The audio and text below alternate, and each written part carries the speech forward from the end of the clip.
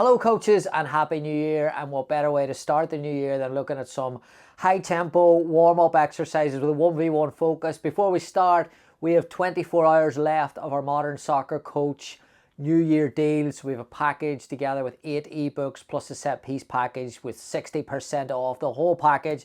Please check it out on the link below. There's only 24 hours left. If you enjoy the work and you want to support the work, please like, please subscribe and check that package out. Here we go, high intensity 1v1 warm-up exercises. Alright, so the objective of these exercises is to extend the warm-up. So you've done some of the activation and the stretching, and now players are ready to extend their physical capabilities and start to compete. So when you're doing this, it's a great exercise, not only the physical side, but it's also a great way to add a little bit more energy, a little bit more focus, and the competitiveness tends to happen as the players really enjoy it because, again, it's a natural opportunity for them to compete. So keeping score is always good. Having short segments is always good to keep the intensity high. And relating the exercise to the upcoming session is also a really effective way to maximize your warm-up activities with a 1v1 activation. Okay, 3 ideas. Here we go. Okay, so the first game takes place with 2 teams organized into an area. 2 opposing players face each other and start with one ball. The players pass back and forth, one touch, waiting for the coach's signal. And then on the coach's signal, the player with the ball dribbles through the yellow gate and becomes the attacker, while the player without the ball sprints through the red gate and becomes the defender. So now they both got to go in different directions. When they exit the gates, they now have a traditional 1v1, but it's going to be at an angle. So if the attacker scores, obviously a point to their team. If the defender wins the ball, there's a transition and they can try and score in the same goal, and then next 2 players go. So it continues.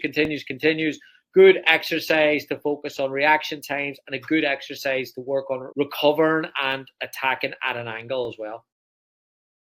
Okay, exercise 2, again, players organized into 2 teams.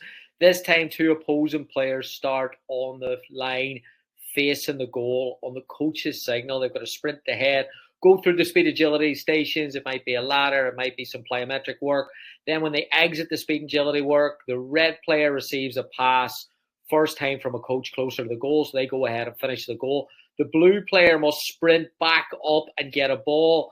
When the blue player's doing that, the red player then has to go around the red cone. So now again, they're recovering at an angle.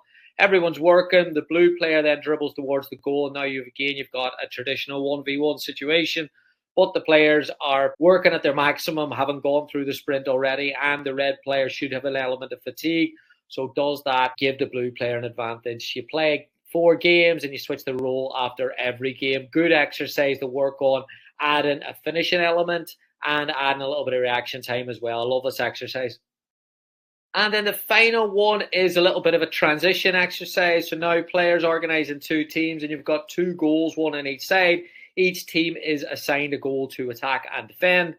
Each team has a supply of balls. Game starts with a red player going against the blue player in a traditional 1v1 towards the blue goal. Then after the attack, the blue defender exits the pitch. Red attacker becomes a defender and a new blue attacker enters the pitch, and it becomes a 1v1 going to the other goal. So you become an attacker, then you become a defender, and then you exit the pitch. Really competitive game. Again, there's a transition element to this here as well. So if you're going into a session that is heavy on transitions, this is a perfect way to have a little bit of fun and be competitive and keep it realistic to what you're going into. Big fan of this one. All right, coaches, just some ideas there around 1v1 high intensity warm-up games. Again, it's always really good to drive the competition, which drives a little bit of energy, a little bit of focus, and you can take that into the session as well because you're probably going to need those qualities in the session that you're looking for. Players always love to compete against one another, so keeping the score is always a good idea, and then just keep changing the picture up every single session rather than playing the same game. Sometimes it becomes boring and monotonous, so it can drop the intensity. So if you've got a library or a bank of ideas that you're looking at and looking to extend, it's always a good way to keep the environment fresh. And then again, when the players come in, they're like, okay, what competition is it today? It's a good way to start the exercise, a good way to start the session. And if you're looking for more ideas on that, please head on over to modernsoccercoach.com. Within the next 24 hours, we have the special end of year, start of 2025 Modern Soccer Coach sale, 60% off, 8 ebooks. There's tons of ideas, tons of different types of exercises that we can share with you, and also a set piece package as well. So head on over there, modernsoccercoach.com/shop. I'll put the link below. Thank you so much for your support throughout 2024. We're almost at 50,000 subscribers for the YouTube channel, which is unbelievable. We couldn't do it without you. We don't really believe in New Year's resolutions, but we have vowed to make this platform even better for 2025. Keep growing it, keep improving it, and keep adding quality to the coaching community. Thank you so much for all your support. Please, before you head off, don't forget to like. Please make sure you subscribe. And thanks for all your help. Looking forward to the new year. Thank you.